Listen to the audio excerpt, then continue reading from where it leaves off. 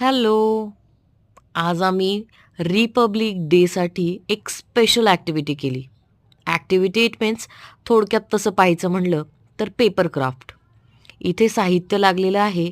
एका मुलीची सुंदर प्रतिकृती, ट्राय कलर्सचे पेपर्स, सीझर आणि फेविकॉल अँड प्लस स्टेपलरसुद्धा. इथे मी ट्राय कलर्सला गोल आकाराच्या सहाय्याने गोलाकार पेपर्स कट करून एकमेकाला फोल्ड करून चिटकवले. तुम्ही इथे समोर पाहू शकता. अशा पद्धतीने तिच्या फ्रॉकचा आकार देण्याचा प्रयत्न केला आहे. या चित्राला मी पेन्सिलच्या सहाय्याने आणि क्रेयॉन्सच्या सहाय्याने गडद रंग करून घेतला. सोबतच हे चिटकवलेला गोलाकार भाग त्या मुलीच्या फ्रॉकच्या बाजूने पेस्ट करण्याचा प्रयत्न केला. तो पेस्ट करून उरलेल्या खालच्या भागात उरलेल्या पेपरचे क्रम्प करून खालून स्टेपलच्या मदतीने वेगवेगळ्या जागेवर स्टेपल केले आणि ते तयार झालेला पॅच मी त्या मुलीच्या फ्रॉकच्या बाजूने फ्रॉकच्या आकाराला पेस्ट केला.